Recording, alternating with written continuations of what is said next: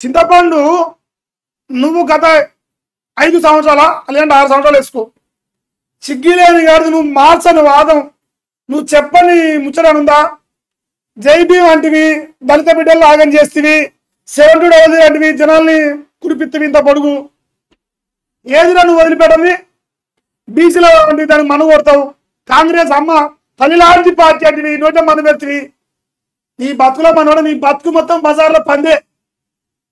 BJP గురించి మాట్లాడేంత అర్హత స్థాయి నాయకునికి బీజేపీ నాయకులు బండి సంజయ్ గారు, ధర్మపుర సంజయ్ గారు ఎంగిలి బతుకుల మీద, వాళ్ళ భిక్ష మీద, వాళ్ళ దయాదాక్షిణ మీద బతుకున్న శవం నువ్వు ఇలా.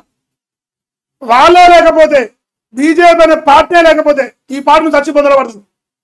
మరి ఏనాడుగానే కలిసేదా నిన్ను కథం చేయకపోయిర్రా?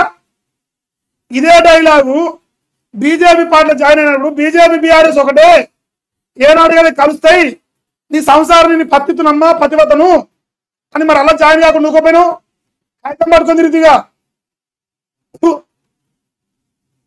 సిగ్గులేకుండా బండి సంజయ్ గారు ఈ పాడికి నువ్వు 5 ఏళ్ళు అయ్యొచ్చు, 4-5 వర్ధంతులు ఈ పాడికి. తిన్నింటి వాసాలు లెక్క పెట్టి తిన్న పల్లెలు ఉత్సవ అన్నారు, నీ అసలు ఉంటారు, క్లాస్లో ఉంటారు.